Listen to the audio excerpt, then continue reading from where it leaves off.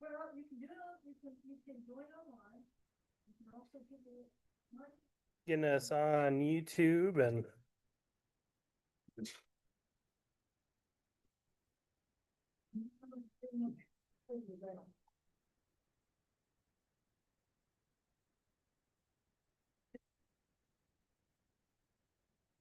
For a month or a year.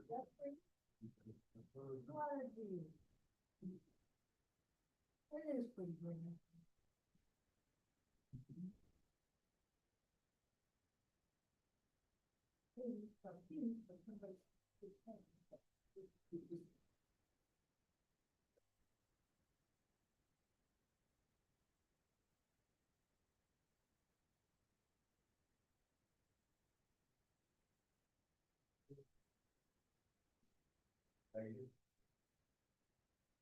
all right, that should have us going. All right, if you want to swing outside, we can take a look at that real quick. Yeah.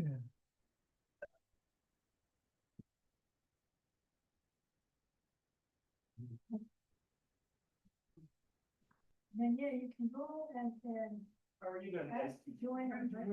Doing good. Trying to stay cool.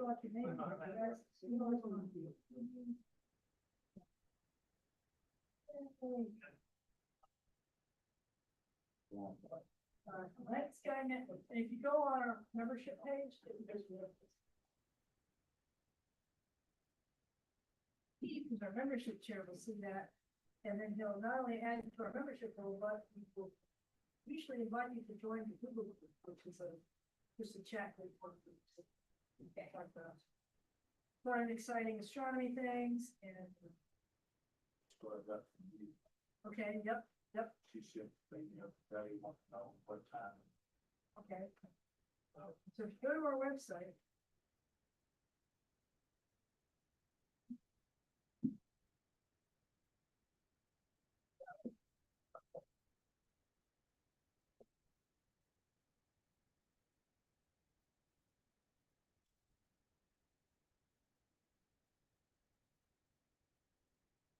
No.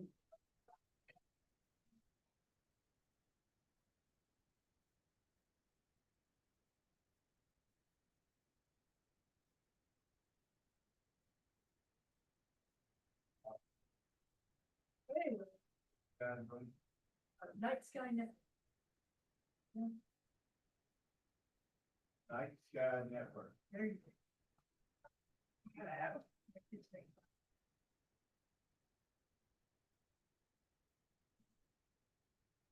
Like that, yep.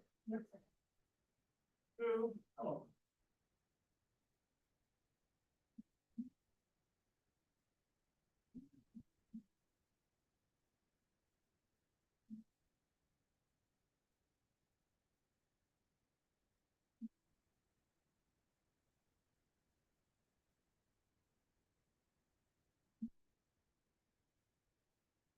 Yeah.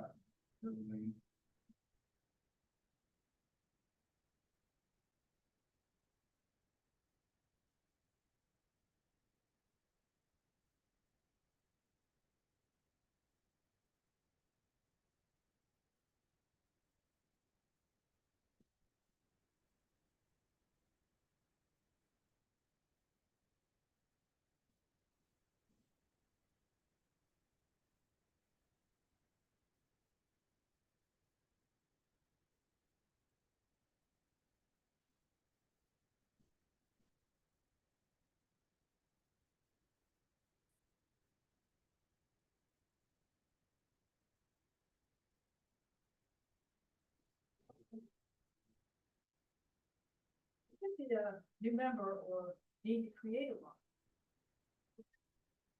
Or run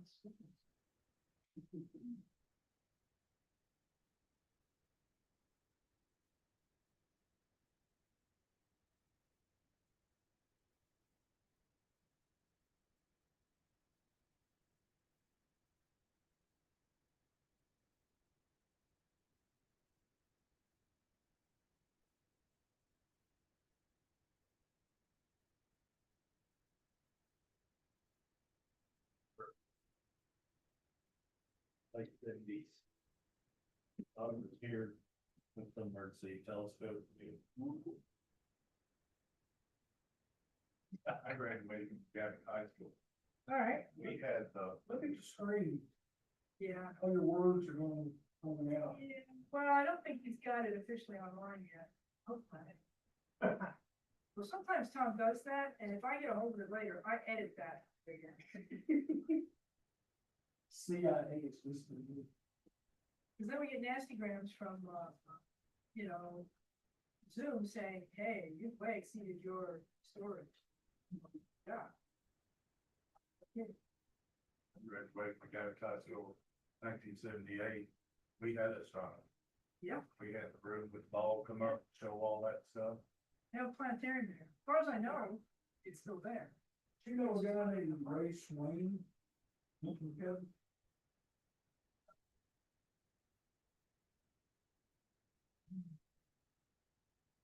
I guess that was. Dr. Swore was the teacher.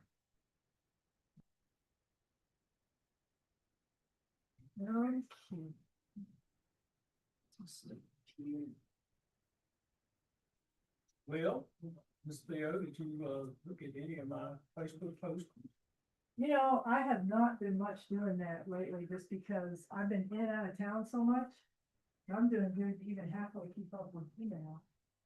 We just got back from Niagara Falls. It was the other bucket list trip. Yes. And it was an easy drive, actually. I was kind of surprised. We kind of liked being able to, because we just went, oh, the world's largest spitball, let's put over there and see it. It was a lot more relaxed. We came back kind of going, yeah, okay, this is a way vacation. Well, we went on vacation, but we ended up more of an adventure.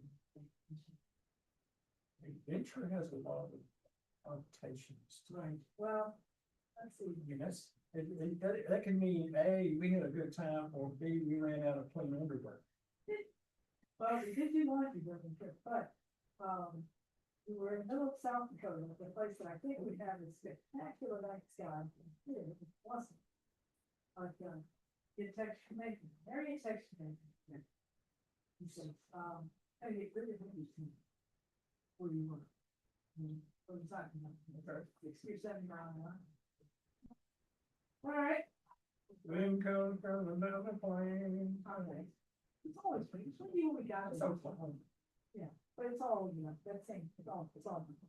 Yeah, we've been to South Dakota. And, I said, what direction? And they said west, and it's okay, we're not probably exactly west, but we're also not broad south. At home. We go out to trailers, It wasn't because of you and your old man, right? we had a rest, I'm not, thinking I rolled this thing. Yeah. I'm dying to close on. Right. So. Well, you know, that underwear is optional. Right.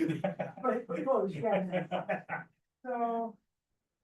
I finally blew them, but okay, yes. A couple days later, we're going to get clean, well, then we get to Teddy Roosevelt National Park. The campsite was theoretically a poultry. But poultry, if you had it, so I can figure out there in a small car.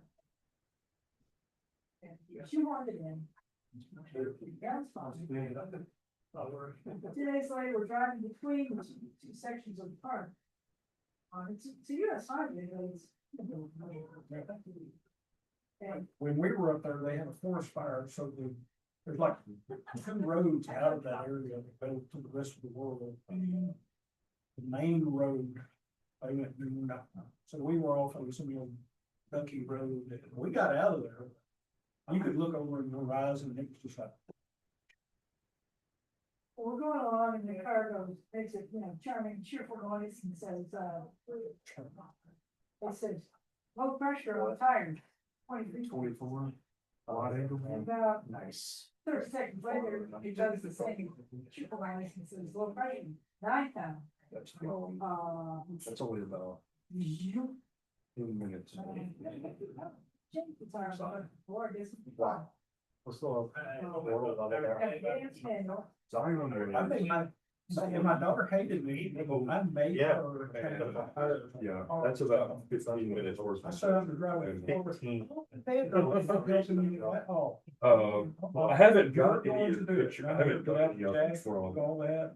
West Canyon, which was Portal. Yes, but it's better. But this is just It's appreciates it, man. 30 seconds over on my phone. That's a point. Saddle. Yeah, they were in all of them, Nice. Yeah, the last one. but it was, So badly burned. yeah, you could see MA. Naked eye. Oh, really? Um, Did you see, what's Trevin's? You got zipped on the impact. No, well, it wasn't, I'm not there. But, oh, that's interesting. So, you can see MA though. well, so It was I like. couldn't see it naked eye. Okay. It's a fuzzball. I mean, it was up high enough, but there was also certain areas where we were kind of blocked out. But whatever. Yeah, that'll do it. He comes back and comes over and goes, "Anyway, guy. One of his things fit. Whoa. And we got up. I see a number of, Right. yeah, that was awesome, just sitting there watching like, oh, that's it. And then you watch it get higher and higher. Yep. We were. Yeah, that's about 8,000 feet. So like, all of the clouds. like, I'm looking around this place, like, Well, there's like. so many places they can put that dot. Seriously, it's like ridiculous. That's all right. But there was a. Mom's backyard. Yeah, right. And- Driving. I mean, it- Hauling her trailer home. Until about 12:30, 1 o'clock, and then the winds was What just, you didn't do is. smoke would just overtake it. Yeah, the wind. In how many years? The wind is the one nobody talks about, it's always in clouds, and all the time the wind, either you're rigged or it'll make the atmosphere. And you can't. Yeah, but I mean, it was. Her closet, super. bedroom suit. But it was really, like, I'm afraid that some of my, Yeah. some of my pictures from my door are gonna be really blurry, because I mean, it was like, oh, I'm just. I was going. Yeah. It's pretty fast. Level down, let's try to get a little. Yeah. damage. The ground level or not ground Yeah. level, like? I mean, I had, Level or a little higher? Was it a little higher up or was it? no, I had it set low, but it's still, I mean, we're. Can you guys hear me all right on Zoom? Mm, Good deal. There's something. Yes. Yeah, That's, but it was. that's July. It's just- We'll put it up and we check, because that's gonna get traffic right there. Yeah. Who does? And, we plug it to the thing. There, this one. There you go. Have a moon pie. Try to load it. Anyway, after. Something's wrong with that. Well, this is not- Oh, you did that, Mr. Yeah. Is this from, We did our. Ice Guy Network or? We just really did. ASP? He stepped us through. It looks the And we same, but. finally got to. It's hard, right? It's like, I'm gonna take you to drive from here to. Well, 2 days to Sioux Falls, that's what we're doing. That is. Yeah, we flew in. We flew. in Yeah, Sioux like Falls. it's- We landed and we was just one presentation at the airport. Right. I did not make it at all. We were. Yeah, yeah. You can understand how pissed I was when I got out of there one time when they told me this at midnight before my 7 a.m. flight, the flight was delayed. I go, what the, plane's sitting there, what are you doing? Anyway. So I go, okay, so this fuse is like a curved brick. It's the air compass. I said, You were a lot of two so little first.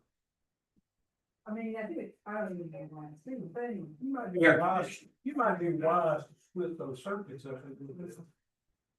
So, just a suggestion, so he goes, are you really getting these, this is these I've ever seen before, you know, I don't know. He says, well, we've I've got, done that. and I said, yeah, we're not home. And I don't know, I said, tell you what, right now, I can use Amazon. And I can, It's Amazon? I found it there. Well, no, the one that Donna had sent out, that they, oh, about the homeschoolers. I haven't heard back from them. If you need it, if it's not during the day. You're off the road. I can probably help out with that. Still live over in Ocean Same thing. It's Homeschool. every 50 miles. Like if I'm available and you need like that, just Thursday night, I'd have to keep my sugar. Said he saw. I sent him the X-ray. What do you think? The nanocon. No, okay, it was. The guy, his first name. I stopped at the drive. Didn't say whether they want to take him. I thought he said, yeah. Oh, gotcha. Worried about and this and that. But he said he saw us out at Dixon, and Dixon, we had all my strongman posters out and the top, so. Sounds like you had a vacation or problem solving. Who I told him. So did you actually get to do these things you wanted to enjoy the vacation? We got a solar kit. And it was a lovely from, place. that's how it works. Swan Creek. And I know that you do some solar stuff. It's not a If you're interested in, like, he's got plans for. I mean, even the bad one has- Extensions should be It was like the rear end of the dome. Yeah. The bad things are like- Yeah. It's over their storage unit. Essentially just Costco stuff. Well, that's why it's called the Sand Lane. So I'll bring it out to. I think it's going on up in North Dakota, there's Well, more water. The part I found in Sand Lane was all the Hey, signs, sir. watch out for rattlesnakes. I'm like, Gotcha. oh, is this a problem?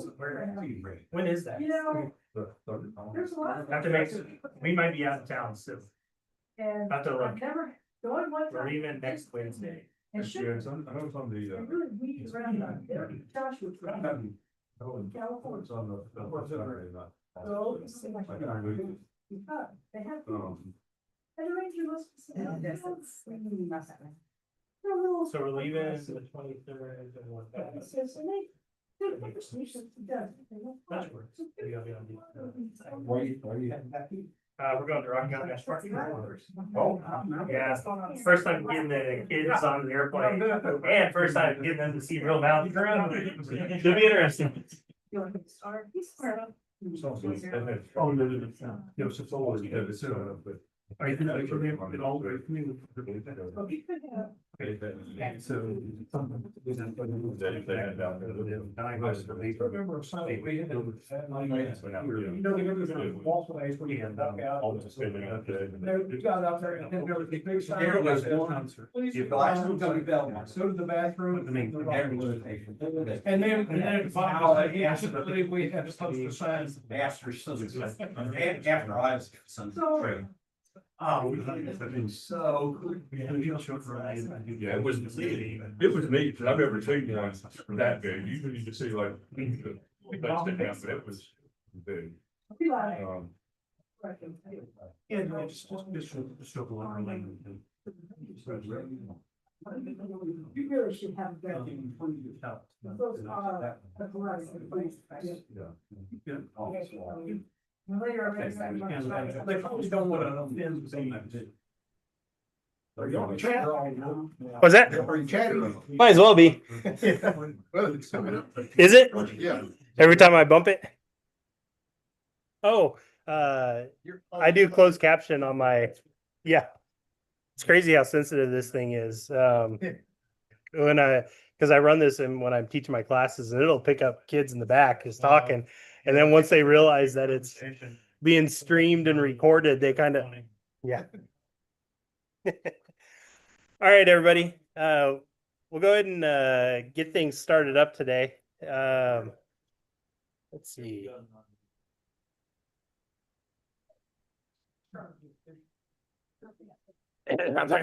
I got the gavel in here somewhere. What's that, Theo? Check if we have a little bit of money. Oh. I've been busy. All right. I'm sure we do. Huh? There, oh, Gavel. so we did find that. Yeah, it was with the old projector. So yeah. All right. Well, now that we've officially banged the gavel, welcome everybody to this month's member meeting for BSAS. I'm Tom Beckerman, current president of BSAS. And so a lot of familiar faces in here today. Any new people? I say I recognize a lot of you, for the most part. Well, welcome everybody. Let's see, July, we had 4th of July a couple weeks ago, so I put a picture of the firework galaxy. Pretty sweet looking thing. Not my picture. Amazing things you can find on Wikipedia. And then we have a beautiful picture of the Tulip Nebula here by one of our members. We'll see a bigger picture of that here coming up shortly. So always good to start off with some eye candy. All right, so firing off with our regular business, we'll go ahead and get things started today. Hopefully you guys had a chance to look at the minutes from our last board meeting and member meeting and the eclipse that went out. Does anybody have any questions on the previous minutes and happenings going on behind the scenes or in front of the public? Awesome. Keith, you're here, I believe. Do you have the number of members? Am here. I just added someone, so we're up to 235. 235. Look at that. That's up to the minute. That's Data. right. All right, good deal. And Theo, do you have how much money we have? No, it'll be coming. It's gonna be a little less than it was at our board meeting because I paid our AL League dues. And since we have a lot of members, our dues have gone up, but I feel like that's important so we don't get disbanded. So, well, we'll catch that whenever you get that here in a second. As far as upcoming things, we have our next member meeting is August 20th. So again, it's the third Wednesday of every month. It'll be here, unless snowstorm, who knows? Wouldn't that be nice right now? But we'll have Zoom for members, YouTube for everybody, even if you're a member or not. That'll be available to you, and I'll send out a message again when we get close to that time.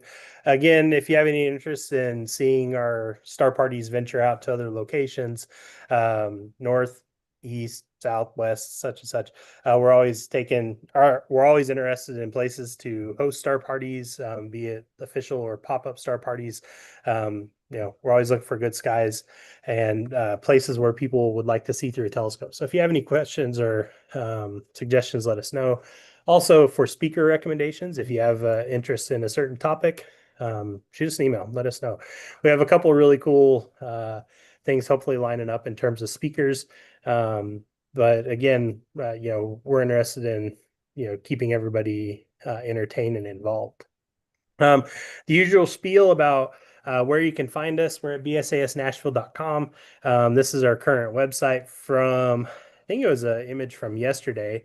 There's a couple cool things on here. You can still get our 90th anniversary BSAS poster that was put together with our own special stencil, first time ever used. So kind of a collector's item. I don't know if they'll do it for the 100th or if what we're gonna do for the 100th yet, but it's coming up in a couple of years. A few things on the site that I love taking a look at. I really like the clear sky chart. Let's see, today's Wednesday. So yeah, I did take this yesterday. The clear sky chart tells you what the potential viewing opportunities are for the upcoming couple days. It does pretty good. The darker, the better. And so as we're looking at cloud cover up here, it's usually one of the main factors, but it's got a lot of other things like smoke coming through here, right? Because we have the fires coming. I'm sure that'll start putting things out. Notice humidity and temperature. Humidity and temperature, not the best for these kind of things, but we work with what we have. But it's a really cool feature that we have on the site. It's pretty cool. Does a lot of, if you're interested in getting out and see what the skies might be like. Working our way through the page, there's a few things that become available, and we like to point out, if you're interested in becoming a member, if you're not already, or if you need to renew dues and whatnot, you can go through here and click the become a member link, and it'll take you, there's highlighted to this page here. Where it shows you the awesome benefits that you get as a member. You get the Eclipse newsletter, which is put out monthly from us. We get discounted subscription to astronomy and then Sky and Telescope magazines, which I need to renew. And then membership in the Astronomical League, which is part of an overarching community for astronomy enthusiasts. And then they have a magazine or the uh, newsletter they send out called the Reflector. You get to vote in BSAS elections, which are held December of every year for the upcoming year. And then we have private star parties as well. As far as rates, we do yearly. And so right now, the yearly rate for individuals 25, family is 35, student 15, and seniors and senior families is 20. So it's not too expensive for a year. There's a lot of really cool things that we try and provide our members. One of those things is the loaner program. We have a lot of equipment available for loan. The list is in our Google group. I currently have our 40 millimeter Coronado PST, the solar telescope up here if anybody's interested in loaning it out. Otherwise, I'm going to put it back in storage tonight. But if you're interested, there's a list of these things on Google group. Working with, we're working on getting the list updated and coordinated to make sure everything's correct and listed properly with hopefully pictures coming up and so on, so you can see what you're potentially going to borrow. This is a good look at a nice 8-inch Dobsonian, which we learned all about during my What is a Telescope talk a couple months ago.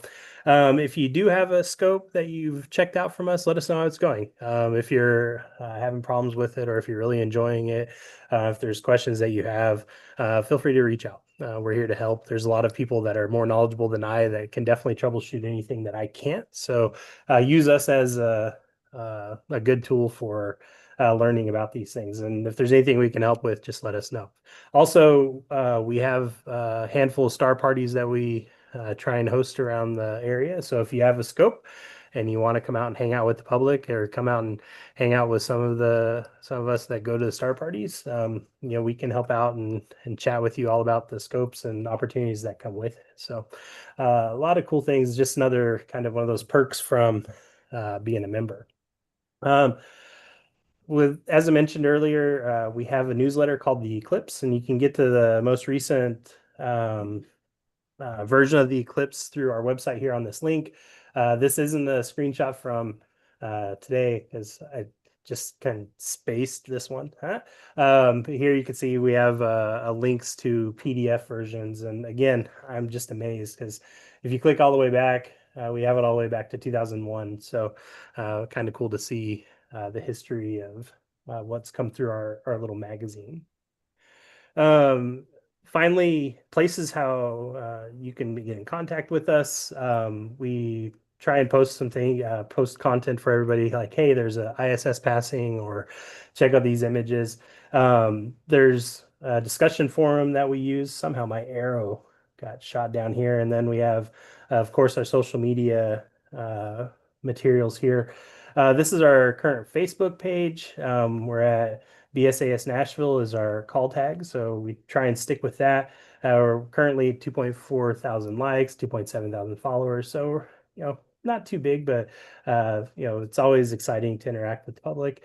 On here, you can find various things like I think this is our most recent posting as of yesterday, where we have our star party coming up at Edward Warner on Saturday, August 2nd. So if you're interested in figuring out when we're going to get together next, hopefully it'll be easily accessible.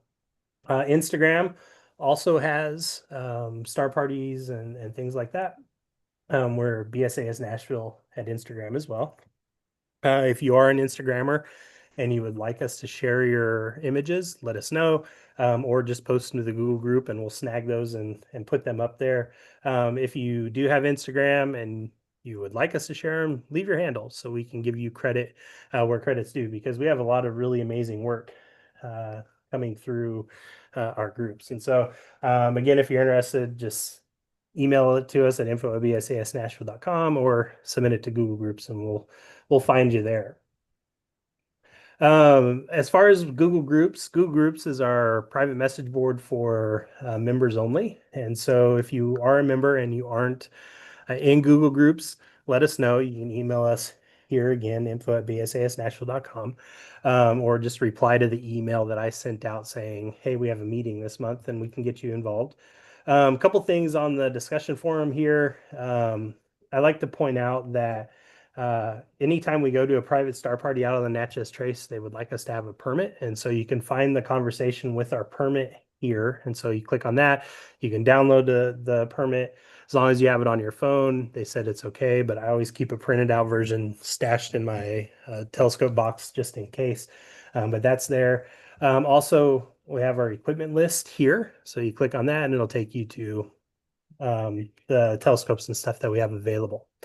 And then on here, we have a whole bunch of communication from members. Like we have pop-ups and pop-up star parties and regular star party postings, calls for telescopes. Like Steve's asking for telescopes for a couple Saturdays from now on the 26th. We have questions about places to go camping and things like that. We have a lot of pretty pictures on here that people post. And so this is from Chris Toddy, the Tulip Nebula, really beautiful image there.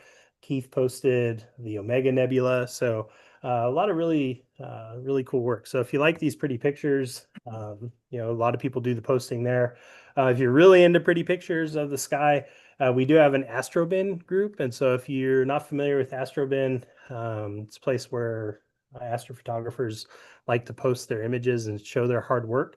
And so we've formed a little group on there. I haven't posted anything yet because, wow, that's a lot of good stuff. However, you got to start from somewhere, right? But again, a lot of really cool pictures coming from our local talent. So if you're interested in getting in the Astrobin group, send us a message. I know Keith kind of runs it, but if you send us a message, we can get you in touch with Keith and get you involved with that, even if you'd just like more information. We run our club through the Night Sky Network. Through the Night Sky Network, again, we're Bernard Seaford Astronomical Society. In order to become a member, bless you, in order to become a member, we ask you to go through and sign up with the Night Sky Network and then go through and submit the payment through PayPal. As Keith mentioned, this is how we run our membership. And so he'll approve people here and then you'll officially become a member. This is how we send out our communications to members in terms of upcoming meetings and so on and so forth. I believe the eclipse comes out through here too, if I remember right. Let's see. On here, you can also find upcoming events. So again, this was taken yesterday. Actually, this is last month's. Here we are on the 16th. I guess I didn't update that. But you can see upcoming events, public star parties, and so on and so forth. If you're logged in, it'll show private star parties as well, because private star parties are a member exclusive event that we like to host for members just to get together. I don't know, a couple years back, I started really exploring Night Sky Network, just seeing what all it offered besides just roster control and things like that. And they have a lot of really cool articles and things. And this month, they're highlighting Scorpion and a lot of really cool things in that southern part of the Milky Way, or southern part of the sky.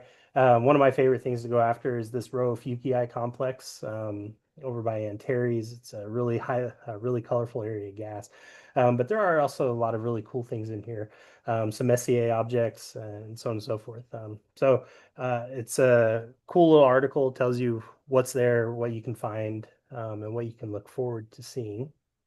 Through the Night Sky Network, they also have a lot of resources that are available. So if you're going out to a star party and you'd like to talk to people about something, you can choose something to like, oh, hey, this is what's up in the sky at this time. And you can, focus in on it. So it gives you something to talk about or gives you a little edge up on what's out there. They have a lot of links to current sky features like Mars up in the west in the evenings in July. There's Regulus. You can kind of see how we are here. They also have a pretty cool video. I hadn't really ever watched it, so I finally scrolled down and saw, oh, there's a YouTube video here. So hopefully the people at Night Sky Network didn't hear me just say that I never scroll their page. But there's a lot of really cool information available through here, and they kind of just walk you through like, hey, this is what you can find. Here's how to find it, and so on and so forth. So there's help and assistance if you're interested. On there's also this Night Sky Planner. This was taken, I believe, this morning. Tells you how the moon is, how the sun is, when it goes down. It's still boggles my mind that sunsets after 9 p.m. But that's just my own brain working through that. But it gives you an idea of how bright the sky is going to be at any given point in time. There's also a bunch of things over here on the right. Our clear sky chart, which is where we get our data from um, on our website, but this will actually give you a map that kind of shows how they come up with their calculations of how bright it is. And if you click on that, it's a pretty cool interactive thing if you really like to look at a lot of data. Otherwise, it can be kind of overwhelming. They have sky maps and a spot the station thing. I always like to click on the sky map. This is what shows up there. I've printed out a couple of them. I put them back there on Chuck's Apollo 11 station back there, the moon landing station. So if you haven't gotten a moon pie back there, grab one. I've got mine, so don't worry about saving one for me. Grab 3. He's also got some sky maps back there as well. I'm sure Theo will talk about sky maps in her talk coming I up. actually have a QR code for that. I think I have it with me, so if anybody wants to just click on that, get it, I've got that. Cool. Yeah. So on the sky maps, if you don't know how to use one, I'm sure Theo can walk you through that as well. But it shows you what's up in the sky. So basically, you kind of point north with this looking like this, and you have our North Star here, Polaris, and you can kind of get your bearings on when things are up in the sky, where they should be, and then as the sky turns, you kind of turn this a little bit, gives you an idea of where you're at. What I like about these sky maps that they put together, they give kind of the greatest hits over here on the left on what date things are happening and what potentially it is to see. And when you flip over to the back, they have a whole bunch of tips and tricks for observing. And then for the month of July, they have things that you can see with naked eye, things you see with binoculars, and things you can see with the telescope. So wherever you're at in your viewing adventure, if you like binoculars, there's things that it really kind of highlights, hey, check these out this month. And if you're kind of just trying to familiarize yourself with the night sky, sometimes it can be daunting because there's a lot of stuff up there. But this really kind of gives a little list that you could potentially go through and check off, like, oh, I saw that, I saw that, I saw that. That's really cool. So again, these are available through there, and I've printed out a few if you want to see what they actually look like. I mentioned a couple meetings back, probably at the beginning of the year, I found the Spot the Station link, and it has changed quite a bit since I first found it. Because when you click the Spot the Station, it would show up a little map and give you an idea of when things were coming. But now they've kind of funneled everybody to this website where it kind of gives a little bit of information on here. When you scroll through it, it tells you where the ISS is at any given point in time. And so it also gives you previous track, future track, and so on and so forth. And so I get lost in these things pretty easily, just kind of like looking at, oh, where are they at now? And if they're above me, I'll go out and wave because I know everybody can see that. But they no longer have the data accessible on a website anymore through NASA. But what they do is they tell everybody to get their app, which is cool because most of us have cell phones nowadays. So they have the App Store and they have a Google Play Store. This is what it's called in the Apple Store, the Spot the Station. And when you download the app, it gives you some cool things. This was earlier today. You can see that the station was over here. It gives you where you're at. If you click on any of these down here, it gives you a whole bunch of other information. What I like is when I click on this next sighting list, it tells me when the best sightings are for my area. And so you can set up alerts to these. You can be picky, as I am, because I hit the max height of greater than 30 degrees because my house is covered by really large trees and I don't see anything that doesn't get above 15 degrees. So I try and get the really good bang for my buck. And so you can choose duration. This cloud cover is a newer option, I guess. I don't know if they go by average days in the clouds or the average cloud cover for that day. But I haven't looked at it. But here you can see 44%, 78%. So I guess they're getting data from somewhere. But then again, you also have the duration. So there's a lot of kind of knuckle dragger station passings that don't like go from 10 to 12 degrees above, and those are a minute or 45 seconds. And so to catch those, like there's no chance. And so there's no reason for me to be alerted. However, if you click this max height of and it says any, those will show up for you as well. One of the places that you can get access to this data of ISS passings is Heavens Above. And last month I started kind of looking at Heavens Above because I knew about Heavens Above. I just never really went to it because I didn't need it because I always had apps telling me or alerts or something coming in. And so I wanted to provide a place where people that just didn't want to deal with their phone, that they could still use the web and look at it. And so looking at Heavens Above, I started playing around with some of these links, just seeing what's there. So this morning at it was, I don't know, 10:30, I clicked on the live sky view and it showed this, where this was where we were, north and such. And then it showed all these satellites up here. And they're all those Starlinks. I was like, oh, that's kind of cool. And then it shows where they're at, how visible they are. So if you see one crossing where, you're imaging, you know which one to curse. But then came back and saw this Starlink dynamic 3D orbit display. And I clicked on that and it brings you up to this. And so you can choose any one of your favorite Starlink missions and you get stuff like this. So this is that Starlink train from one that was sent up on the 8th of June, 2025. And it shows you where they're at. Again, so you can curse it. And then I saw this. You guys ready for this? Yeah, that's why I had no idea. So what's cool is that again, so I put Maine, that's where I was sitting at. You can click, like just highlight and it'll tell you which one's above you. Again, that's all. That's all of them. That's all Starlink. That's just Starlink. About Ye- 7,500. Yeah, there's a lot of them up there. Yeah, so but I guess they're doing what they're supposed to do in theory. So but again, it's fun things from the Heavens Above site. I had no idea it was. Can you go back one screen? Go back one more screen? So you go to the top. Yeah, so it says launch date. Yeah, see the first one there, July 16th, what's today? July Yeah. 16th? You click on that one. And they're if you really want to see a train. If you want to Yeah. see a train, you want to catch the train in the first day or 2 or 3 Yeah. after launch. So you want to look at those. Yeah, and it's pretty cool because when you're up here, they're tight together. Yeah. And then as you It's get gonna- down, there's yeah. 20 in a train. Yeah, I chose this one because it was pretty. Yeah. You want to But catch the 20 there. Yeah. There. yeah. But again, it's a fun little site as again, I'm exploring and kind of scared now. So Do they really need that many? Oh, yeah. Yeah. To do what they want to do. I mean, I used to live here.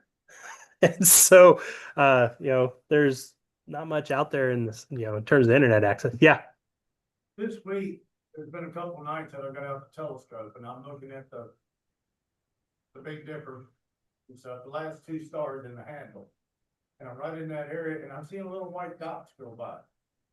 Every so often, but they don't look like airplanes or nothing. Yeah, if they're not blinking, there's a good chance. Sometimes you'll see a twinkle if it's something spinning, but if it's a steady glow going across. All going in the same direction.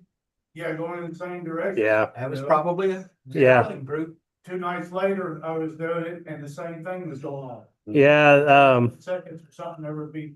Yeah. When I'm shooting the whirlpool, I often get zapped as well, or Orion is horrible for catching these things. But yeah, there's tons of satellites up there, right? But this is just one entity. It's pretty impressive. Yeah.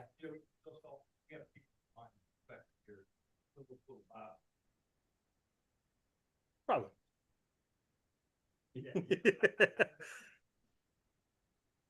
However, it does give me something to shake my fist to, right? It makes me feel better inside, right? Working my way through the links, I also saw this ISS Interactive 3D visualization. As somebody who likes pretty pictures, I clicked on that, and it's pretty cool because it's actually a movie, like it's constantly playing, And so it's updating over a map. So this was going across Africa. And so you can pull this and go to the side and flip it and zoom in, zoom out. And it kind of shows you what the ISS would potentially be seeing. At this point in time, it was in the dark. So I couldn't click on the image to the video feed to see what I was seeing to verify here. But it's kind of a cool little thing. If you like all this information, you can make it all big screens. That's what this was actually. But again, fun little stuff. All right. Back to the reason why I was on Heavens Above, looking at predictions for ISS, notice that they have a whole bunch of other things here that are potential there. Here's our visible passes.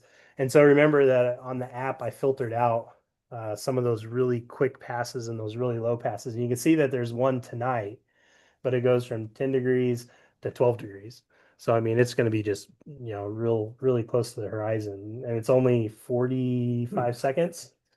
Yeah. So, I mean, it tells you what's there, right? So this is zoned in for my house. And so I'm sure the time might just be second or half second off here, but it also tells you magnitude. Whenever we were looking, it showed like the 24th.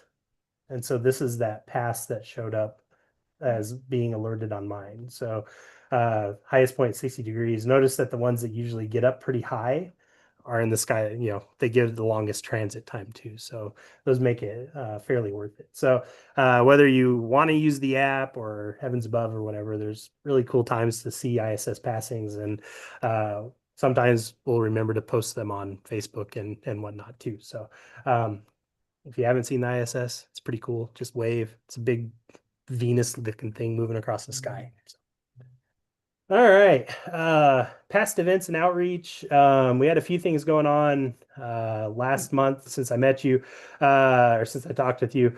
We've had some rainouts. On the 21st, we did have a successful night at Henry Horton through a pop-up star party run by Randy. And then on the 21st, Steve had a good turnout at Hidden Lake. Is that correct? Yeah. Yep. And so that was good. But then Montgomery Bell, Cornelia Fort, a lot of things got rained out. July 5th. Did that get rained out, Steve? No, that was at the Church of the City. Oh, that's right. Yeah, but they're doing a lot of construction there. Gotcha. And so the normal spot where we did set up, where there were no parking lots, that was all constructed, so we couldn't set up there. So we had to set up in the parking lot that had lights. We weren't sure if they were going to come on or not, and they did. So at the moment, we're unsure if that's going to work anymore. Gotcha. Some of the construction clears. Gotcha. Well, good deal. Yeah. As for upcoming events and outreach, we've through Randy, he's been posting to the Google groups. He's been sharing a lot of his contact information with the Cedars Lebanon and Henry Horton State Parks.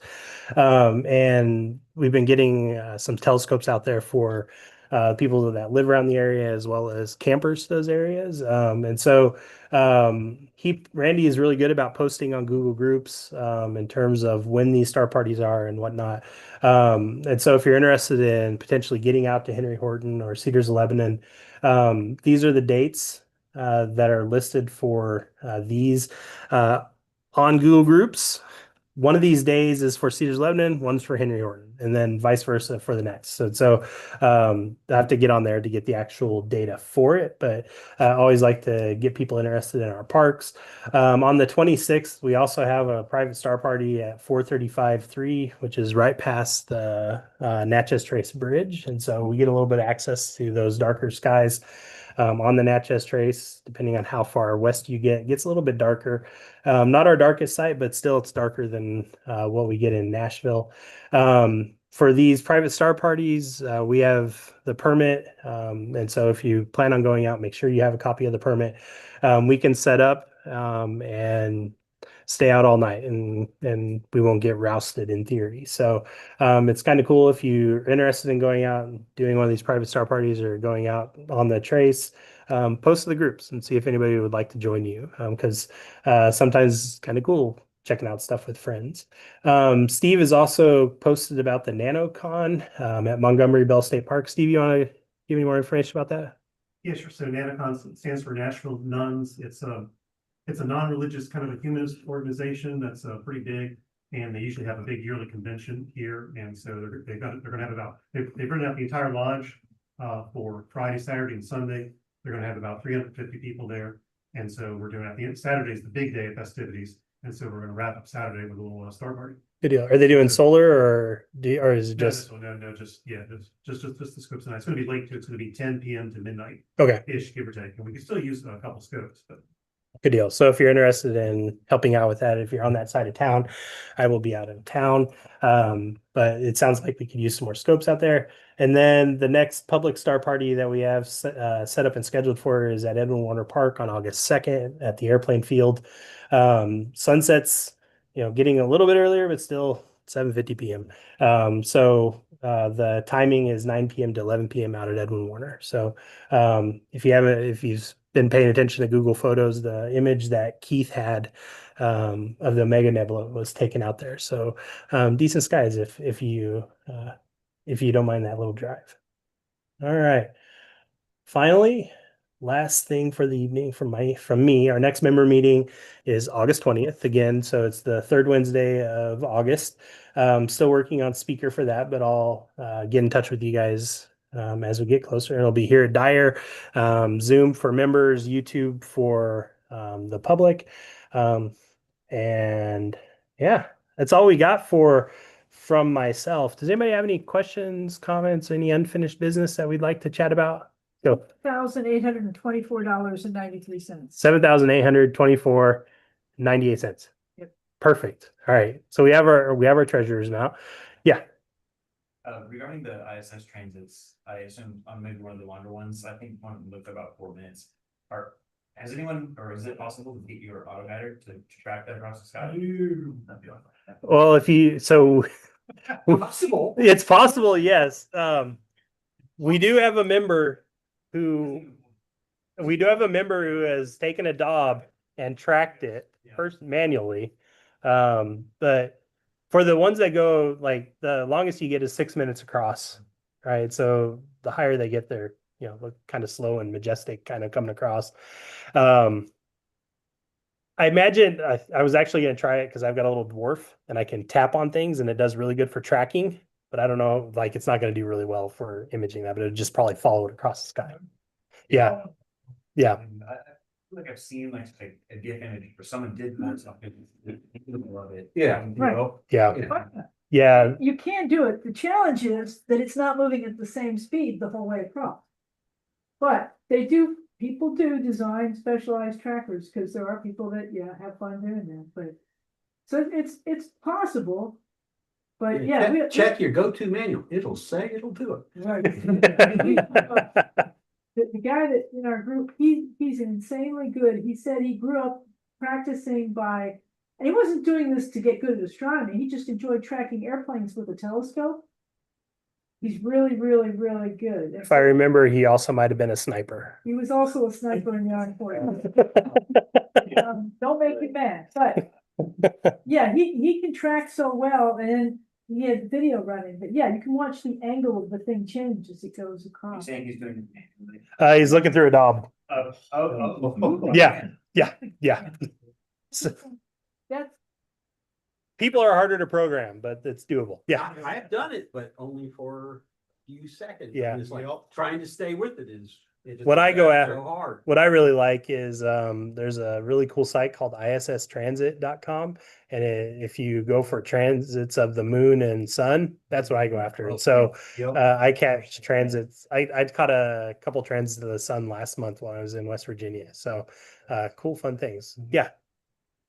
I would tell a story, and I'm truly not trying to make fun of anybody. I was camping in East Tennessee once, maybe 14, 15 years ago, in the space station. I just looked up, I knew what it was immediately. And some other campers, they said, "Oh my God, I didn't realize it had floodlights on it so you could see it." I said, I said, well, the term, I tried to really explain it to him, but it was just, I said, no, they're not floodlights, Well, that's when you go, well, it's dark out there. You got to see where you're going, right? Yeah. Did you have a question? Nice guy, now, the benefits is they do monthly webinars that's free to any members. Yeah. And some of them are pretty darn good. Yeah, I was looking at the one coming up in a couple, I think it's next week, actually. I can't remember what it, yeah, I can't remember what it was, but it seemed interesting. But yeah, the Night Sky Network does a lot of those YouTube video outreach kind of things where you can just kind of hang out and they bring an expert in to talk about cool things. But yeah, good stuff. Anybody else have any? Yeah. I just want to say, today is the 56th anniversary of the Apollo 11 launch. That's why I have the little display back there. Take some moon pies, please. And I have one picture back there that I'm kind of proud of having. It's that Buzz Aldrin's autograph on it, that he took a picture looking up at the Earth from behind the lunar module. That's a pretty good picture. Yeah. Yeah, you know what you do? You just eat the moon pies. Yeah. Those of you on Zoom, I promise I won't eat this moon pie in front of you to show you guys what we have as. All right. Well, with that, I'm gonna step over and let Theo jump in with her practical astronomy. Theo, you ready for this? All right. So I actually had a class that was the title of the class in college. Laser pointer top. There we if you go. want it, and then side advance. And some of the classes, there weren't, hundreds of people majoring in astronomy, okay? So some classes ran every other year. So you take them with somebody who was a year ahead or a year behind you. Well, this one kid that was a year ahead of me hated that class. Hated it. Why do we have to learn about this stuff? It's old. Nobody uses navigation by the stars anymore. There was a time when the Navy decided to quit. And then they thought about it harder and realized that satellites are targets and decided to teach it again. So, yeah. Anyway, so two things. One is that I know some people, especially some of our beginners, have asked for some ideas about, all the arcane language we use about coordinate systems. But it ties all together, right? Astronomy really didn't start because people wanted to geek out about the stars. We had no way of knowing what they were or how far they were or any of that. But we needed a calendar. We wanted to know what time it was and all sorts of other extraordinarily practical things. And that's really where astronomy got its start. So you should never get lost on your home planet. Because, you might be hiking, you missed the trail. Now you don't know where you are. And you find out your cell phone doesn't have a signal, or the battery died, or whatever. So what do you do now? You should use the sky, okay? You should at least be somewhat aware of how to look and see stuff. And this next is a clip, and I hope this runs well. Let's see if we can. All right, how do we make that go on this? Oh, how do you get a movie to play on this, Tom? Click it. That came in from Google Photos, right? Might not work. If you click on it itself. Usually when I do, I get the highlighted thing in the bottom. We'll scroll the mouse over to the other screen. Oh, to here. Yeah, there we go. No, it's not gonna go. Nope, not that one, huh? Ah, boo.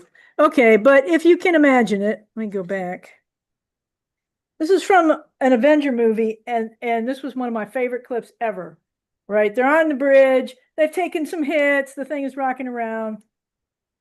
Dude comes on the bridge and says, "Get us out over the water because I don't want to crash into anybody on the ground below." And the kid, and it is a kid, who's at the navigation console. Why is it always some young person there? It was in Star Trek too. He says, "But Captain, all our systems are down." And he looks at him and he goes, "Is the sun in the sky?" And I'm like, thank you. Yes. How do you find your way around? So this is a picture that somebody took that had both. They did a nice job here. Sunrise, sunset, and the path of the sun across the sky. So if you are looking at that, what direction are you facing? Okay. Sunset. Well, sunrise is on one side. You're looking at the path of the sun across the day.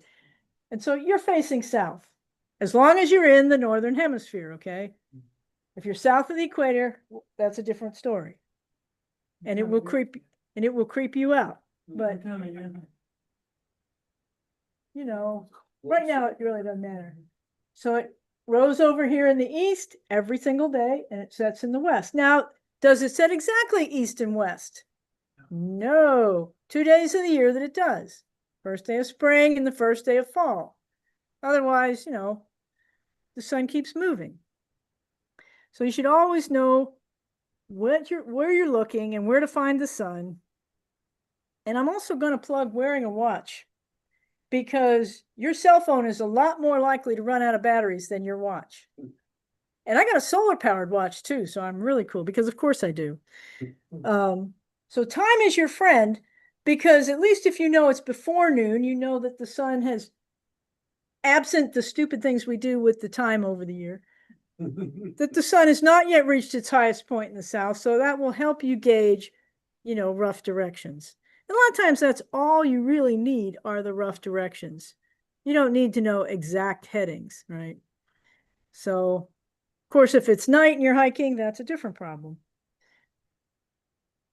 But if you want to find north at night, most of us know to look for the thing labeled A. This was from a test I gave. This was a tiebreaker question on the Science Olympiad astronomy event. And I'm telling you, kids are not that bright. These are bright kids, but it's an open book test. And so the thing that had impressed me, that when I talked to somebody else about making up a test, is that we didn't want them to memorize stuff. We wanted them to think. So I gave them this picture and asked them, first, what was A? And then I asked them to tell me how long this exposure was. And I gave them a protractor, which should have been a humongous clue. And yet they could not answer it. Well, that wasn't in our notes that we studied. I go, you live on this planet, right? And so after the test, because this was like for I'll call it a warm up to the state test. So I'd sit down with them afterwards and go, well, how long would it take for the circle to go all the way around? I got all kinds of answers, almost never 24 hours.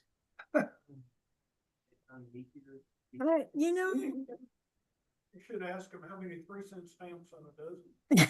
See what kind of answers you get.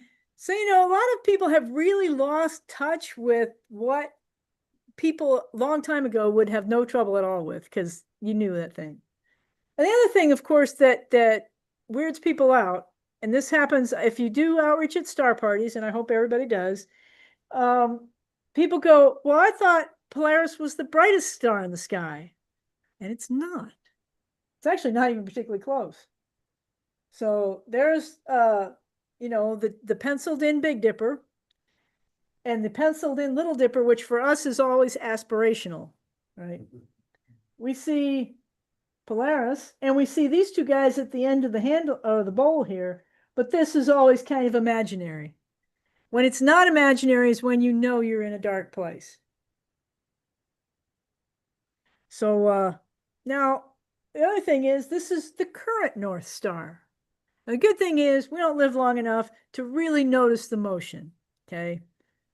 It's currently less than 1 degree from the actual celestial pole. It will be closest just after the year 2100. So you don't have to really worry about it. It'll be close enough for a long time yet. But it's actually 47th in brightness for the entire celestial sphere, about 35th for us in the Northern Hemisphere. So lots of things are brighter than the North Star. All right. We've always used the sky as a calendar, especially once agriculture was invented and you really want to know when to plant. Here in Tennessee, you can plant after April 15th, but do not plant before, because you will get burned by a late frost. Except for this year, it was pretty good. The North Star has a companion. It does. No, But so you can't, not magnitude. visually, you're not going to see it. No, But from scopes you can see it. But yeah. And people noticed, because again, you're outside, you're watching things, you got nothing else to do at night, that the sun went around the sky in a path, and it was the same path all the time. And even though, you can't see what constellation the sun is in front of, but you know what's on the other side of the sky. And so you knew where it was going through. And there are 12 months in a year. So we divided up that path into 12 parts, and that's the zodiac. We're not going to talk about Ophiuchus. Once when people drew the sky and drew actual borders between to make sure that no part of the sky was left out of anywhere, part of Ophiuchus intruded into that path of the sun. But that's just silly trivia. So Oh, the ecliptic. yeah. So the path the sun travels is the ecliptic. Then the other line is the celestial equator, and that's just ours projected into space. Okay. And it's tipped because we're tipped. So here's kind of a little bit cleaner view there. And yeah, FortWorthAstro.com beginners. So there are a lot of clubs have some really cool tutorials out there to get you started. So the fun thing about our calendar, you know, there were a lot of different ideas around about exactly how to make the months. And when you're emperor of the world, you can do a lot of cool stuff. Julius Caesar said, calendar is going to look like this. It will have this many months. They will each be this long, and that's it. Okay. And Rome was running a bureaucracy, remember? And so stuff like that was important. So they got that all down. Time passed, and the calendar, because it didn't exactly match the year, there's always that 0.25 days hanging off and stuff. It was getting out of sync with the seasons, and this bothered people. So Pope Gregory said, well, I'm not king of the world, and I'm also not the smartest guy, but I know a lot of smart people, so he convened a committee. And believe it or not, that committee did useful work. So they came up with the scheme for how to do the calendar so that it stays in sync with the seasons. Everybody was happy, so they said, okay. In 1582, Thursday, the 4th of October, 1582, was followed by Friday, 15 October. And everybody was okay with that except Britain, because they had a problem with doing anything that a pope said to do. It took them a long time. Britain did not adopt what they did not call the Gregorian calendar. They called it something like the improved calendar until 1752, almost 200 years later. But yeah, calendars are important. So again, here's another picture of how those zodiac constellations go around the sky. So the other practical thing that people have done is found their way around. From traders crossing the Sahara, where there's just no roads with signs, right? To people trying to sail places, we've used the sky for navigation. It got a big shout out by Disney. It's Moana going across the Pacific Ocean. So you can use the stars for navigating places where there are no signs and you have no GPS. The hard part is figuring out a consistent way to measure exactly where the stars are, allowing for the fact that they're rotating during the night. They're ever so slightly different each night as we go around the sun and stuff like that. So in the daytime, it's most common you can, you know, this is the same way if you have an alt-az scope. That's why it's called that, because it moves in altitude up and down and azimuth around. So you can measure the positions of things that way, and that's a useful way. If I'm going out and I want to know, can I see something? If I'm Tom and I want to know, does this thing get over my trees? I want to know the altitude of the thing and what direction I'm looking. That's simply going to be the most useful thing I can do. Maybe you thought you'd use a compass. Compasses are good. They're just not exact. And it's kind of gotten worse over time here. The magnetic North Pole of the Earth is in motion, and it's been kind of moving fast over the last little while here. No, nobody knows exactly why, because it's motion's, you know, probably in the outer core. Stuff is sloshing around, it's doing fun things. So it moves. Now, if you already know where you are, you can apply a correction to your compass to make it accurate. But that kind of defeats the purpose of figuring out where you are. And let's see. There's kind of a nice little animation of how it's moved over the last little while.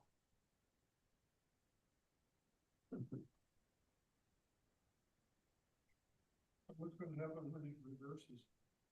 You know, nobody really knows. The Earth's magnetic field is only a dipole to an approximation. There are places that are anomalies that do fun things. And so probably nothing really. But the thinking is that at some point it would kind of break up into, let's say, several north and south poles, and then eventually jiggle its way around to some new configuration and just to have a north and a south. So will all the Tesla stuff back? That'd be fun. But it will be tough to use a compass those years. So most of you know that sunrise changes where it is during the seasons. And that's a lot of fun to note in your own personal landscape. You know, you can look at the trees and go, look at how far to the north that is. Wow. And then you set up a big stone, right? So you'll know it next year. And I tell you, if I ever get a piece of land that's that open, I'm definitely putting up stones. So that's a lot of fun. And that, you know, obviously gives you the longer path in the summer than in the winter. Hi, David. Oh, going pretty well. Gotcha. Well, hold on, let me turn this off. So, all right. This is also the fact that our days are longer during the summer is lost on a lot of people who, honest to goodness, think that Hold it on. feels longer because we've changed the clocks. And that's just not true. And you kind of forget here at 36 degrees north latitude, our days change, but not extremely. Okay. So on vacation, we drove up to the top corner of North Dakota. And I took a telescope because I was going to do some observing. And I had literally forgotten that, shoot, it's 11 o'clock at night and the sky is still bright. It's midnight and it's not. Astronomical twilight ended at 12:15 in the morning. And then it started up back again about 3:30 in the morning. So yeah. And no amount of clock changing is going to do much good when you're in that kind of an extreme environment. Most of us are familiar with latitude. I couldn't get it to turn off. I was just, this is the BSAS meeting. I was taking it by Zoom. At the Badger Observatory. Hang on. Yeah. Yeah, we'll fix this here. And there we go. There we go. Thank you. I mean, I hope when I'm 90 something, I can zoom into a meeting. So that's all right. So yeah, you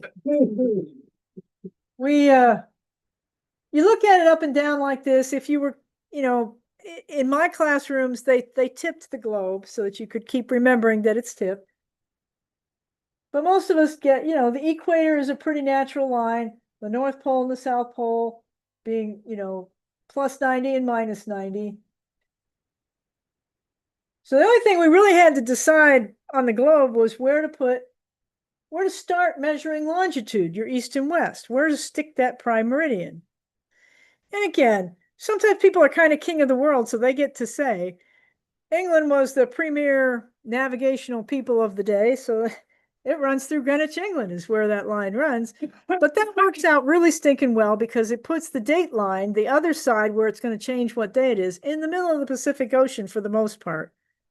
At that point, I'd like to recommend a book called Longitude. Yes. It's just an outstanding history of how it was measured and how to find it to navigate. Yeah. West and we're going to talk a little bit about that because it's easy to find your latitude. It's stinking hard to find your longitude. I spent 40 years. Gunny Harrison spent 40 years on the problem. Yeah. And I think he earned the equivalent of $1 billion from Yeah, Royal Society. yep. So if you're ever in England, of course you want to stand on the line. Everybody does it. You got to go visit the Mother Church because it's a really fun place. It's very cool. You can lay your hand on the same transit telescope that Halley did and everybody else. It's just a cool historical place. And it's up on a high hill. You can see the Thames River in the background.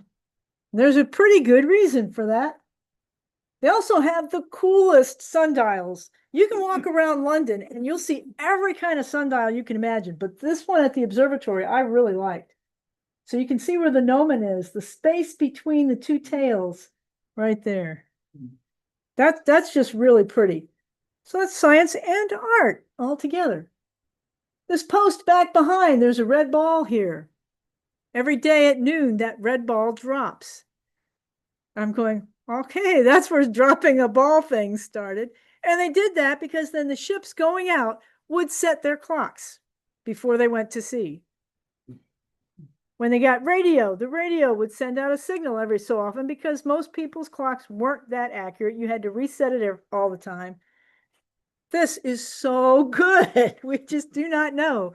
And we don't even think of a watch as technology, but it's really good. In Edinburgh, at the castle, they shot off cannons at noon Yeah. every day because they kept the official time. Yep. And did they tell you why the cannon? So everyone could hear it, basically That. what they told us. But it's also foggy a crap ton of the time. So dropping the ball thing.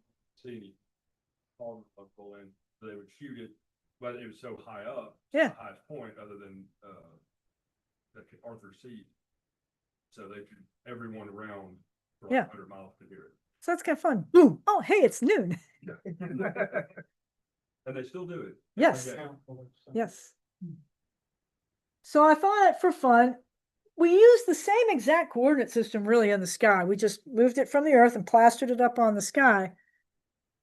But it's a little bit hard to wrap your head around. Now this is looking at it from someplace really close to the equator.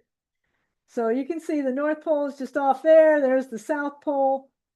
And then, you know, you get the nice, I think that's a fun way to look at it there. We also had to think about where are we going to put 0 degrees in the sky. So it turns out that we use the spot where the sun arrives at the vernal equinox. So 0 degrees celestial longitude, which we call right ascension. And why? We'll talk a little bit about that. Comes right here where the sun crosses. So there's the 0, and we do it in hours and minutes and seconds instead of degrees. And that just makes sense when you remember that everything is rotating and it goes around once every 24 hours. It's a lot more natural to measure that dimension that way. And so there you have your 0 degree, and there's your latitude lines coming off of that. And again, we're somewhere in Africa at this point. But this is the way we see it here, right? So we have, there's the North Celestial Pole. Stellarium is real nice. You can put that on there if you want to see how far Polaris is off the pole. And yeah, so you have your latitude lines, and then you have your longitude, except we call the north-south things declination, and what would be longitude we call right ascension. And the way I remember that is simply, and there was some explanation of, okay, if you're at the equator, it makes a right angle with the, okay. If you're facing north, everything rises on your right. It ascends right. So right ascension, you can remember that. Not only does the magnetic pole wander, but of course the North Pole wanders. Just like the top, when you spin it up, you put it down, it stands straight for a little while, and then it starts precessing. It does this cute little thing. And that's exactly what the Earth does, except with less friction so it doesn't wind down. But the pole of the Earth describes this huge circle in the sky. Is precession part of the microwave cycles? It's part of it, but it's there's some other wobbles and things that come into that. But yeah, That's the yeah, orbit of the Earth around the sun. Obliquity is just the axial tilt of the Earth. And it varies from 22 to 24. Yep, the obliquity changes, the pointing changes. The Earth has a pretty good, we don't change our tilt very much. And part of that's because we have a ginormous counterweight hanging out in space called the moon. And that stabilizes our spin axis a lot. Mars doesn't have that. And it flops a lot over time. So the weather on Mars has changed a lot simply from the fact that it's going up and down and up and down, as well as doing any other fun motions. You might think people wouldn't notice this, but they do. Because this here, Thuban, was the North Star when the pyramid was built, the Great Pyramid. That's where they had to point the exit for the pharaoh's soul to go out to the imperishable stars. So even in antiquity, they had good enough star charts, good enough positional measurements to go, hey, this thing is going on. We don't know why, but it's going on. So that's kind of cool that we've noticed some of these motions since time out of mind. So usually that's why when you see positions given, even on your hand controller, it'll tell you what epoch that calculation was done for. Now, we used to just change it every 50 years because we didn't have computers in the palm of our hand like we do now. But today, your typical, electronic telescope calculates your position for today. But otherwise, you had books that showed you the epoch, J2000. We'll get to 2050 one of these days. But yeah. It's so you should specify that, but a lot of times you don't have to anymore. More laziness in our old age. So yeah, latitude, like Gary was saying, is easy, but longitude, to determine it from just you're sitting in the middle of the ocean, that's a little bit tough. So what people did for a long time is they were sailing to Hawaii. They would sail straight north as straight north as they could until they got to the line of latitude they wanted. And then they would turn and go that way until they hit what they were looking for. That works unless when you start out maybe somewhere far south and you drifted further than you knew. And then you made your turn and then you missed Hawaii. So it can be tough, but people were tolerably good even at just dead reckoning, trying to do it this way. Navigate like an Englishman. So yeah, they built a big navy. They started sailing around, but occasionally they actually couldn't figure out where they were. Either it was cloudy for days on end and you couldn't even get a fix on the sun, whatever. So back in the year 1707, 4 large British ships were lost when they were where they didn't think they were. So they ran aground on the rocks of Scilly. I think that's how you say it, but right here, coming up to England. And they lost between 1,400 and 2,000 sailors. This was bad, especially when you're trying to be the top dog doing this stuff. So they offered a prize. Hey, we're looking for a solution to this problem, and we're willing to offer a big prize. So there's a couple ways to solve the problem, but from the way we were already looking at the sky, the most obvious thing to do is to be able to keep time well enough that you knew what time it was at Greenwich, and then you could figure out what your local time was by finding local noon, if nothing else, and you could find the difference between them, and that's your longitude. Now, the pendulum clocks of the day did not do a good job. If you have a pendulum clock and you sit it on the deck of a ship on the ocean, it does not keep good time. So to that end, John Harrison set about to win the prize. They didn't have his winning watch on display the day I was there, but they had H2, which was one of his, it was pretty good, but he wanted to do better. These things were works of art. I mean, they were beautiful to look at, and they kept good time. But what he finally ended up with, he's posing here with it, he learned so much building the early models that he was able to condense that into essentially a pocket watch that kept stinking good time. So yeah, if you want to read a really good book, Davis Sobel, right, is and Longitude. It's really good. It's really fun. And they also include the story of how they worked really hard to try to cheat him out of the prize money. There is another astronomical method, but it's painful. It really is.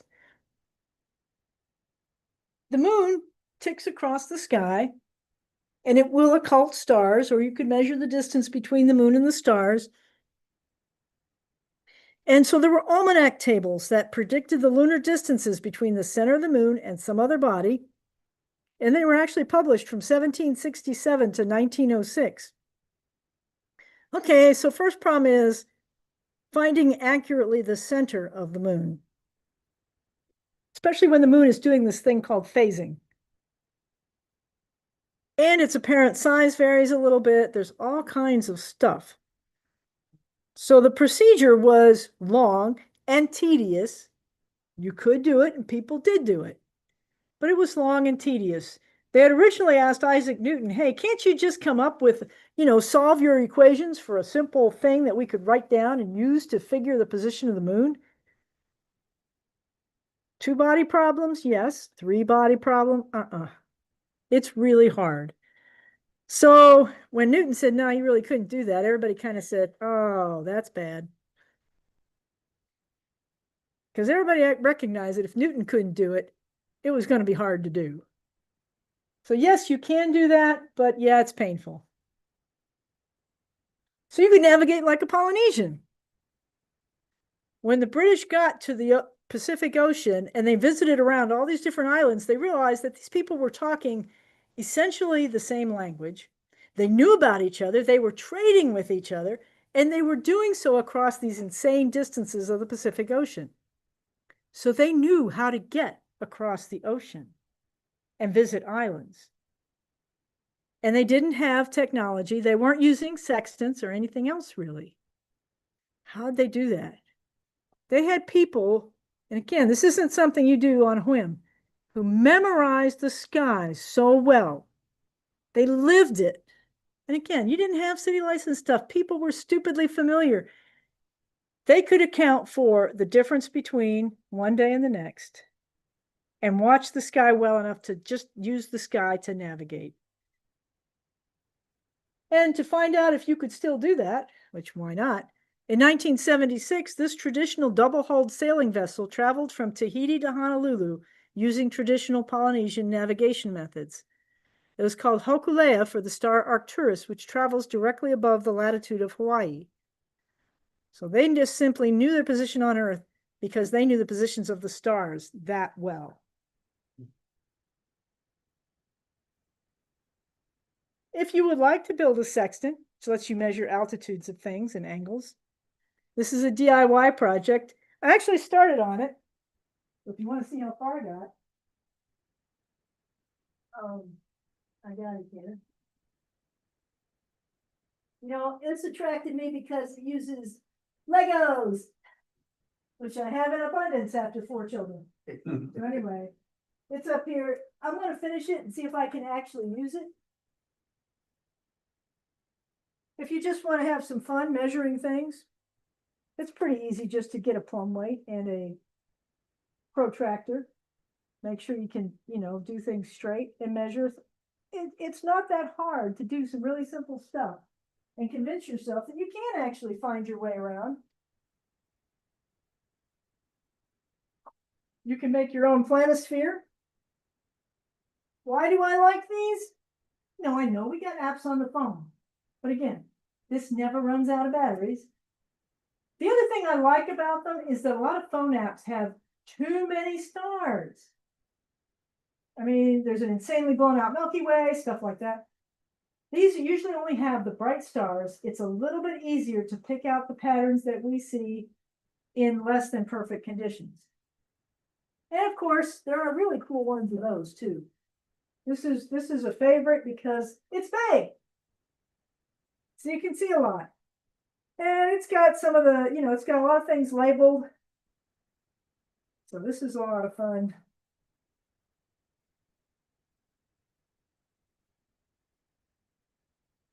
So turns out you can navigate.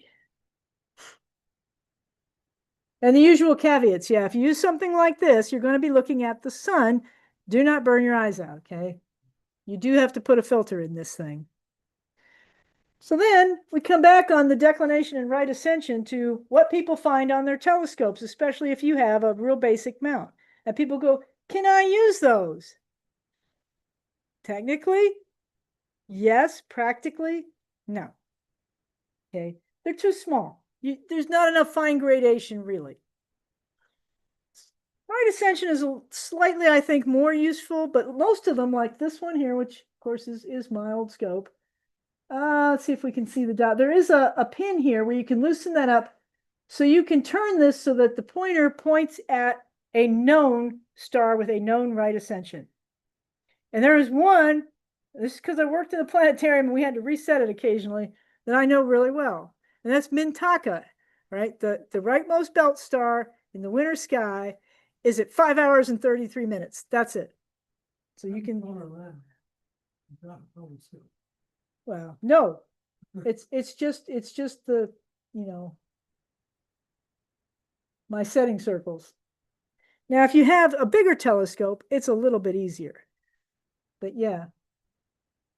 So this Mintaka lies right on the celestial equator, and you can set your right ascension knob up whenever that's in the sky. That works stinking well. And if you want to know something about tonight's sky, you would remember that Orion the Mighty Hunter was felled by the little scorpion. And that when the gods put them both in the sky, they didn't want the Mighty Hunter to have to look at that scorpion, so they're on opposite sides of the sky. So if Orion's at about 5.5 hours, plus 12, 17.5 hours or so is where you're going to expect to find the scorpion. And indeed you do. Now, if you have a nice large telescope, you have great big giant setting circles. Yeah, those are somewhat useful. Billy's telescope upstairs is useful that way. A lot of modern scopes, though, I got nothing on my Ioptron mount. There's nothing there because they're pretty sure you're never going to use them, right? So how do you use charts and positions if you can't really use your setting circles all that well? Maybe you don't have the electronics or you don't want to use them. What do you do? Well, it helps a little bit to actually start finding out your way around the sky. So if I walked outside, first thing I look at this time of the year is the summer triangle. And yeah, it's called the summer triangle, but it's in the sky from late spring all the way through late fall. So it's something that's easy to find. You can find those 3 stars and boom, you've found 3 different constellations too. So here it is with the coordinate map on it. And you can find the Big Dipper. That's still good and high in the sky. And then you can thereby find the North Star if you need to. In the southern sky, you're going to look for the Scorpion because it really does stand out. And then on a good night, you can find the teapot next to it. I know that's supposed to be a Centaur Archer, but I can't get there, okay? So if you fill in a little more artistic view, here again, we have these 3. There's a lot of deep sky stuff in here. How do you find that? But you start to expand your view a little bit. First, you can find the individual 3 constellations. So Vega is part of this cute little group. What does that look like to you? And I don't want to hear the right answer. Okay, okay. What other ideas we got? Parallelogram.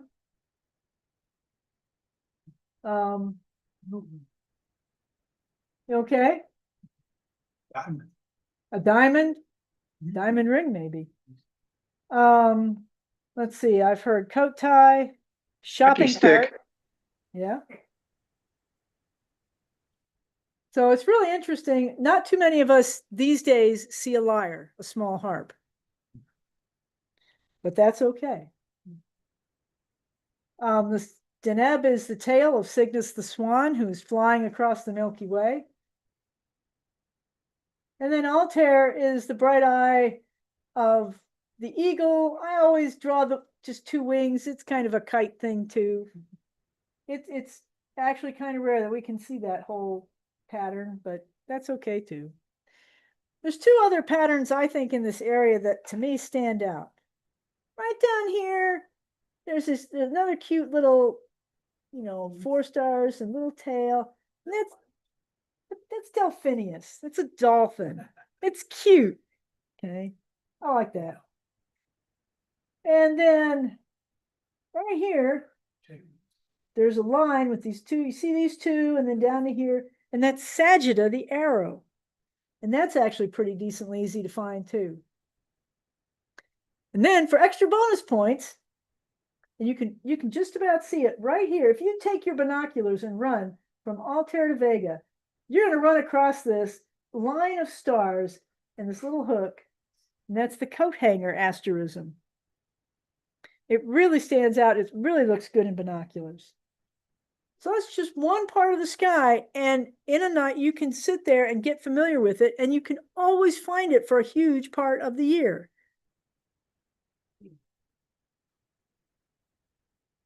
And then you have some other things to do if you want to find all this other stuff that's there. Some things are easy. Here's that parallelogram for Lyra the Harp. And right in between those two stars is where the Ring Nebula is. And so that's how I would find it. I mean, if I wasn't just going to go to the Ring Nebula, I would just look between those two stars. If you want some fun scales, if you're just doing visual work and you kind of want to know your way around, that's 1 degree. Your pinky finger at arm's length will, I promise you, always cover the moon. I don't care how super it is. 3 middle fingers, this is hard for me to do. That's about 5 degrees. Your fist is 10. A lot of people don't believe it, but if you go 10, 20, 30, 40, 50, 60, 70, 80, 90, you are overhead. It's actually 10. It works well. Pointer to pinky is about 15, and thumb to pinky, which is really hard, is 20 degrees. Easy things to do, especially if you're trying to find something funky like, maybe you actually want to know where that pesky comet that's almost visible is in the morning sky, and it's so far away from something you can see like Venus. And then there's finder scopes that go on your telescope, and one of the most popular is a Telrad, and it puts up a cute little bullseye that, again, you can position it and look through it, and it's strictly a 1-to-1 with the sky, but you can put it and help you find your way around. Put it where the thing you're looking for is going to be in the middle. And that inner circle is about what most people's low power eyepiece is. So they're 1/2 degree, 2 degrees, and 4 degree circles. We still do use the stars to navigate, and this being Moon Day, here is the star chart that flew to the moon with Buzz that they used on the lunar module to take a fix and find out where the heck they were.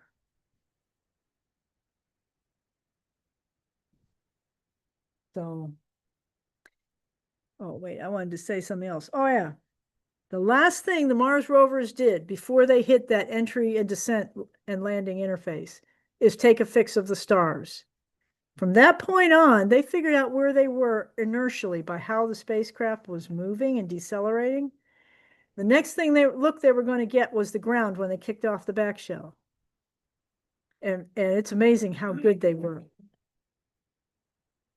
And of course, we do live in a galaxy, and it's got 3 dimensions, and so there are galactic coordinates for things too. So astronomy is as much about where and when we are as it is about the stars themselves.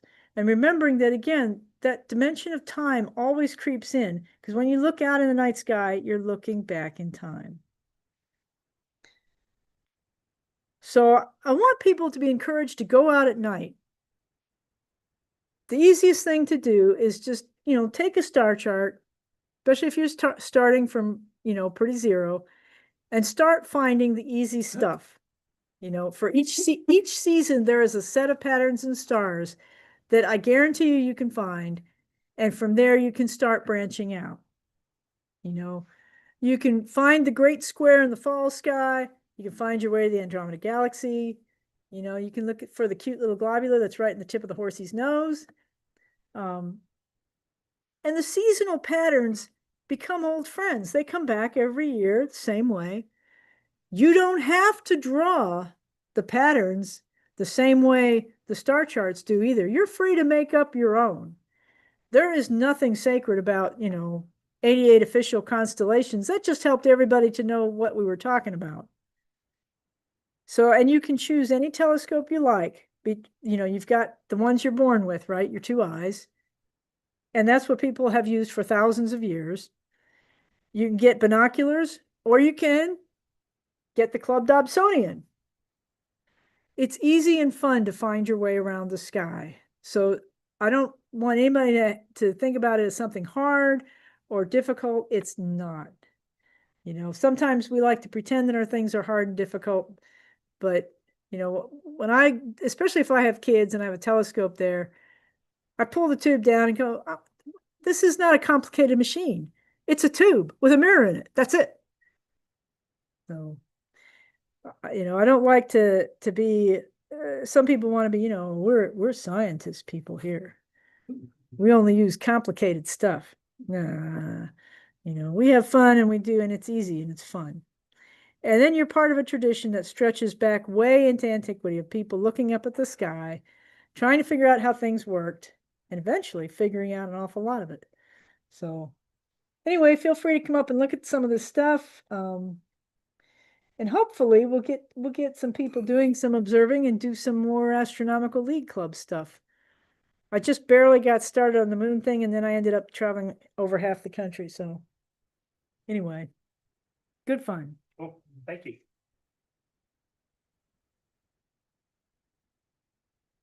Anybody have any questions for Theo? And that's Pickett State Park. You should all go there. Yeah. You asked a class what the arc. Right. How much time had passed? How much time had passed? I think it was it might have been 2 hours. I think they were 2-hour arcs. You have a protractor. I mean, I have a protractor. I Put her to work. I could not believe that it's just, again, you wanted them to think, not just to regurgitate. And that's stunningly hard some days. Okay, what do I know? And that's why I really hate that the only class that most kids get in high school is biology. Biology is fun and good. I mean, it's I like biology too. I like plants. But physics, come on, biology is applied chemistry. Chemistry is just applied physics, okay? So physics, though, teaches you a way of looking at the world and learning how to figure things out. And a good physics teacher will never make you memorize. They'll go, what do we know? These things. What do we want to know? These things. How do we put that together? And so you learn a way of looking at problems in the world that's really unique. And I think that's a missing thing for a lot of people. Geology is a wonderful subject. Does the same thing. Yeah. And you're looking at a scene, you say, how did that get there? How'd that happen? Yeah, how'd that happen? Geology rocks. Right. Yep. And I own a planetary geologist daughter, so she would agree that it's super fun and good. Good deal. Any other questions? Awesome. Well, thank you everybody for coming tonight. Next meeting is August 20th. Hopefully you have presenter lined up soon for you guys, and we'll send out an update sometime soon. Star parties, keep a look on the website. Google Groups is a great place, especially to see the pop-up parties like Henry Horton, Cedars Lebanon, so on and so forth. If you have questions, send us an email or get in touch with us through the groups or the info at BSAS National website or email address. Good? Awesome. All right, everybody, we'll go ahead and shut down for tonight. Feel free to come up and look at Theo's swag and stuff that she's got up here. Also, I've got the solar scope if anybody wants to check it out. And there's still plenty of moon pies back there. I had my first mint moon pie and it was astonishing. So, all right. Have a good night, everybody. Thank you, Tom and Theo. Thank you. I'm Bill Gregory, and Oh. I've met you several times. Yeah. It's hard to remember names. Yeah. I like it. Use the solar scope.